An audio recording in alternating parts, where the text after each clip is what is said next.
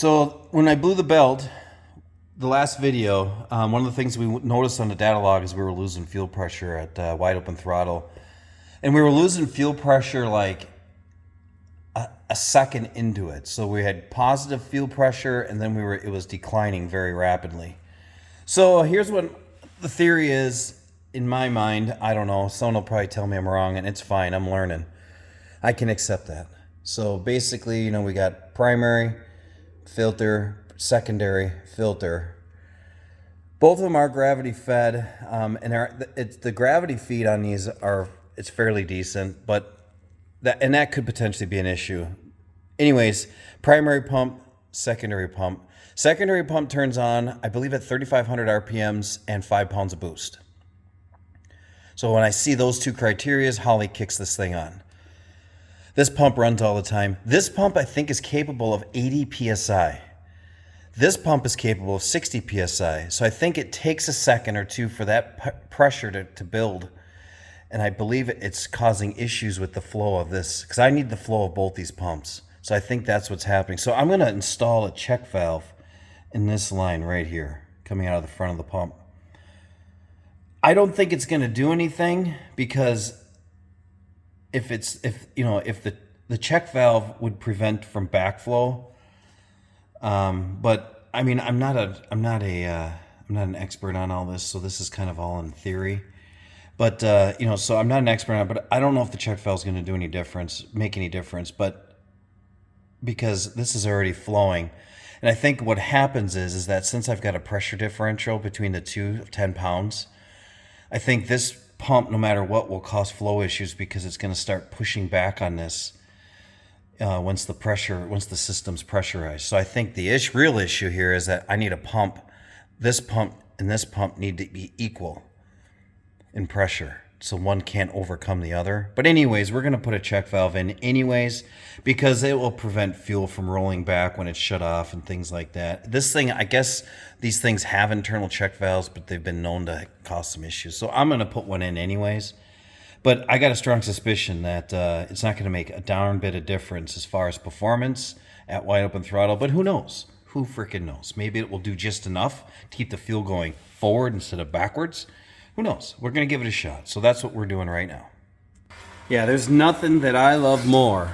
There's nothing in the world that I love more than being showered in E85. I mean, there's just shower me in ethanol. Ethanol, take me away. Yeah, this thing's just peeing away. So I got this hose set up here. I don't know how this is going to work. I don't know how much fuel is in the tank. I don't know how this is going to work out, but I got this hose. The idea is I'll just pop this line off and stick this on here and keep it from leaking all over. But yeah, I'm going to probably have freaking 10 gallons of fuel in the ground, but we'll see what happens.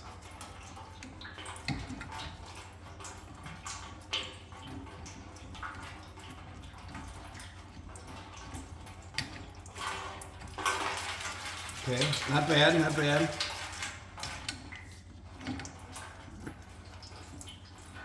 And of course it's leaking. It's leaking. Why wouldn't it be leaking? Oh, it smells great. Smells like quality ethanol. Some good stuff coming out of the pump here recently. So I gotta fix the I gotta fix the leak. So that didn't work out as planned. So we'll fix that. That'll be easy.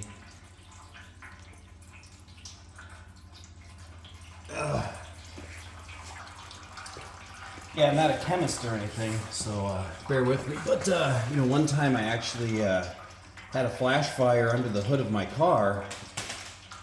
This was a long time ago, and I still had the carburetor set up. And what happened is that it was a little humid, and gasoline vapors will settle, but the ethanol vapors don't settle the same way. And boy, I had fired it up, and it just, next thing you know, whoosh. So if you're working on a new project and you're starting for the first time, pull that thing out of the shop, because you just never know what's going to happen. So I don't know, this thing's still dripping away.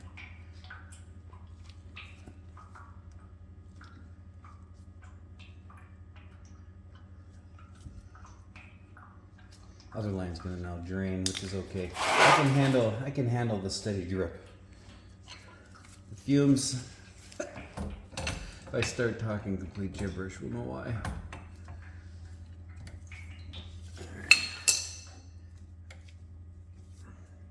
All these lines are 10 AN. I got a 10 AN feed and an 8 AN return. So I think the size of my fuel lines is good. I don't know. We'll find out. I think it's good. I mean, well, at least what I've read on the old intraweb, from what other people are using and things. So I don't believe that fuel line's an issue.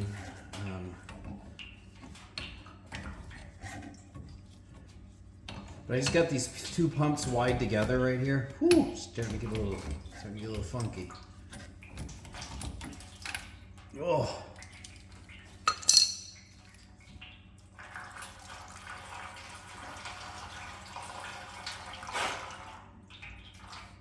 Okay. I'm gonna grab the ratchet, see if we can get that tightened out.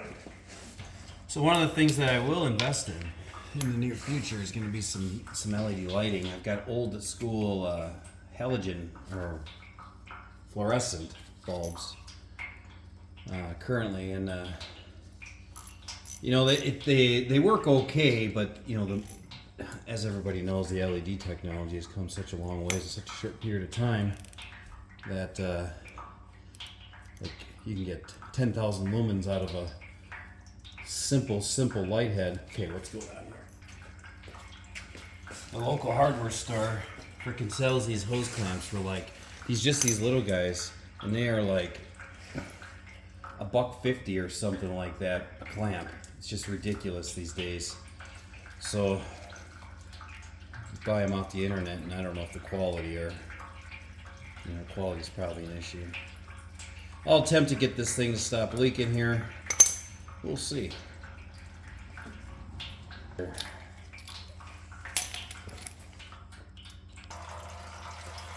Well, the fuel level is not as high as I thought it was, so we're going to let this thing peak for a little bit, and at some point it's going to stop, I hope. Or not.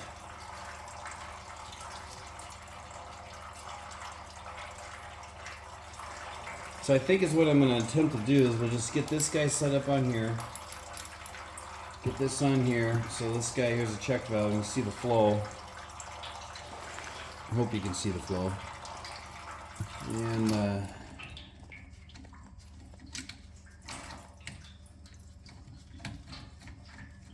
get that on there like so. I don't have anything tight yet, but another tip when you guys are wiring your fuel pumps in, make sure you're using heavy enough gauge wire because these things will pull some voltage. I'm running 10 gauge power and ground, it looks like. So, and then I've got to power it off of a relay right here in the hatch.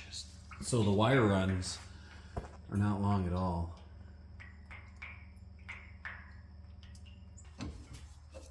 Oh boy.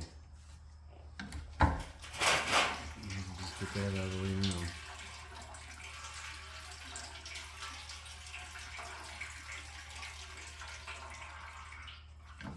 Okay.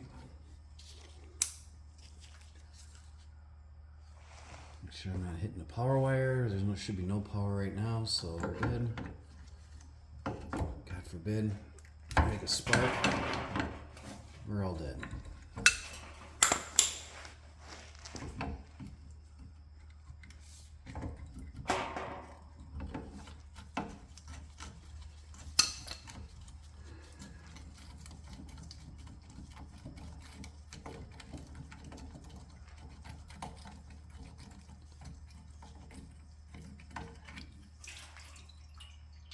Okay.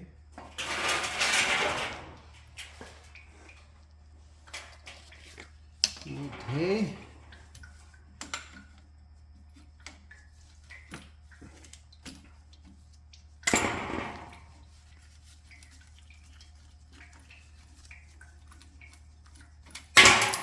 Oh. So I think is what I'm going to end up doing is, I don't know how well you guys can see this, but if I put a 90 right here, I don't know, but if I put a 90, let's see here. There we go. So this will sit like so. We got our check valve in here. We've got the main line going up. So I think if I just take and put a 90 degree with a female and a female, that guy can sit right there perfectly. I mean, it'll sit real nice. That'll work real good. Yeah, not ideal to put a 90 on it, but you know, to make this work. And then I've got this 45. It sits like this guy here. So if that does it, if we do a 90, ooh, okay, so maybe it won't be as ideal as I thought. Maybe it needs to be a 45. Let's just try this once. I'm gonna just thread this guy on here.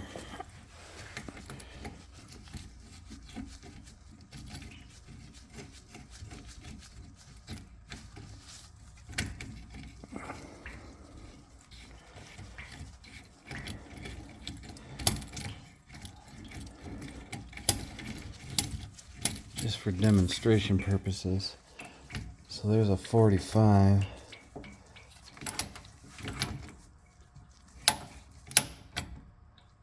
So that might be ideal too. Maybe I'll just get a couple of them.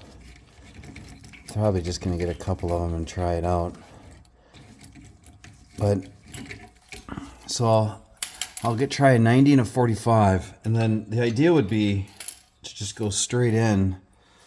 You know, if we could get a 45 to work out, I could probably move I got some different mounting holes back here because I've had to move this, and I can make that work.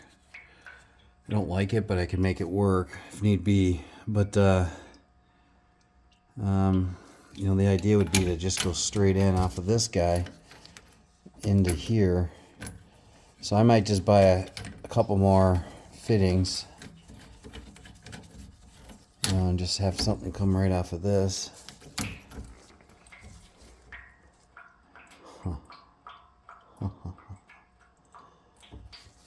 Anyways, nothing can be easy. So, yeah, so I think I'm going to order some parts, get some fittings in to finish this deal up. In the meantime, we're going to go back up to the front. I'll put all this back together, and then we'll go to the front, and I can get the belt on. Then I'm just probably going to fire the car up and get the battery charged up. So, anyways, we're going to continue on. Oh!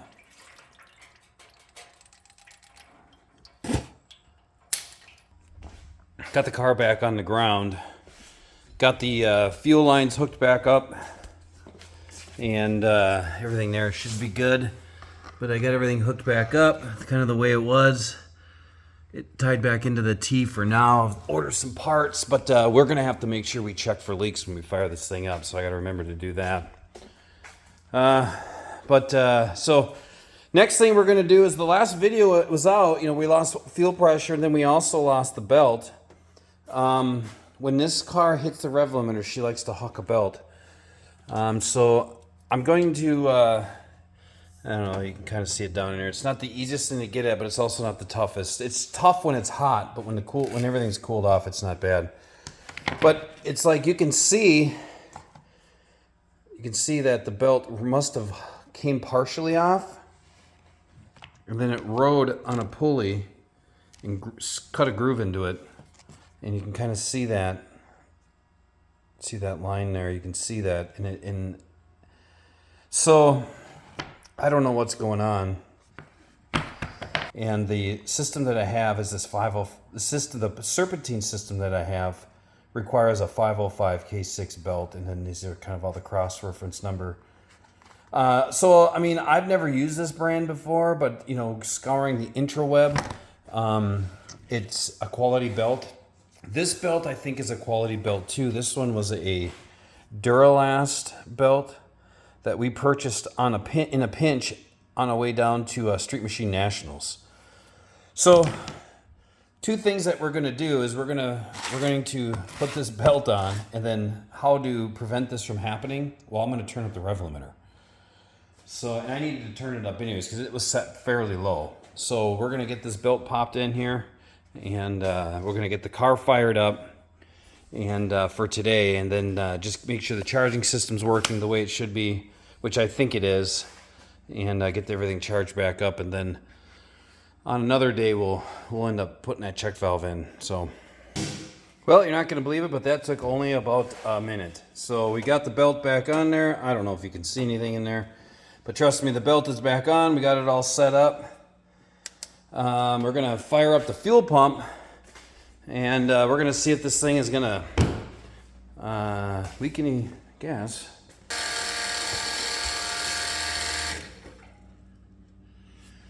Okay.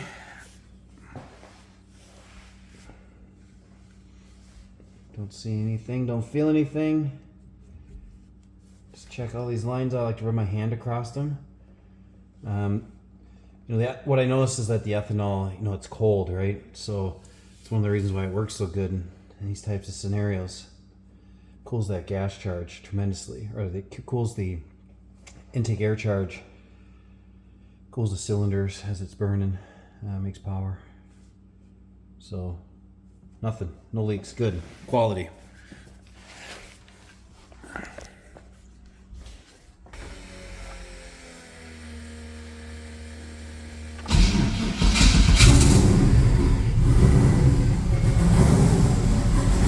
And we're off.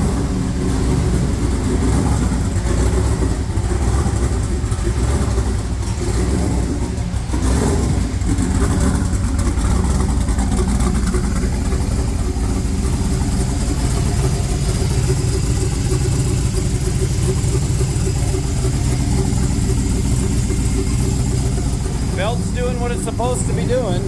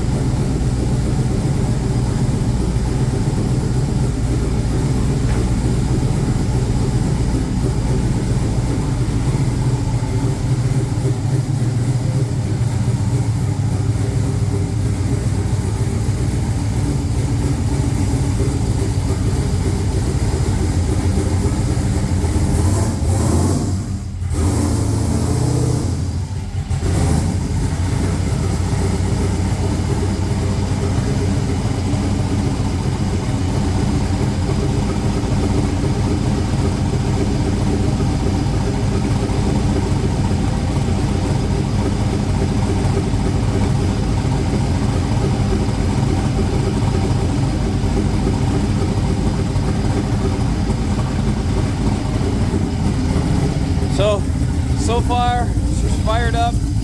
She's running. I took a look here, and we are at 14.5 volts. So that's working good.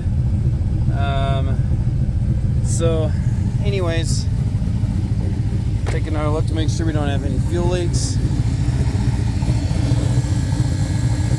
Don't see anything. Red car's back up and running. Still didn't fix the fuel issue. And what I'm going to do is I'm going to order some parts for it. You know, I need to investigate on a quality fuel pump setup. Boy, Holly, hook a brother up with a dual fuel pump setup, right? Hook a brother up. That'd be freaking awesome. But and I'd probably have your name all over my website, by the way, and all over my YouTube channel. I mean, I do run the Terminator X already, so which has been super reliable and super easy to use. Anyways. So more to come on the red car. I will investigate the pump deal. I'm going to take a look at the boost, because last time we drove it, you know, I just just had the manual boost valve controllers hooked up, and just putting those in line created enough restriction to where we're at 20 pounds of boost. So I think it's what I'm going to do. And the whole, remember the experiment was, it's just to make sure the car and the electronics and the fuel was there. We found out the fuel wasn't there, so that's why we just set it up temporarily just to take a peek at everything. Well, now that I know what I know the fact that the timing's getting pulled, the timing's good. We do have a fueling issue, but now that I know that, I think I'm just going to run off gate and run it at 20 pounds. Because I think the gate, we're just running it on the spring pressure. And because the springs are at, you know, I think they're 20 pound springs. So I think that's going to be the next step. Is just to take those things out of the equation and just run no lines, no nothing, just run strictly gate pressure at 20 pounds. Then in the future, what we'll do is we're going to end up putting a compressor or CO2 or something, and then we'll put a smaller gate spring in there, so then that way we can have the tune-up be a little bit more reliable for the street, and it can have a much lower boost pressure for cruising, and then you know, when we want to turn it up, we just flip the switch and turn it up. Because, you know, I've got plans for this car. I'm hopeful that we can get this car out for a long cruise somewhere, you know, maybe do something fun next year. So anyways, guys, hey, I appreciate you checking in on the channel. I appreciate you watching the videos. Make sure you like and subscribe.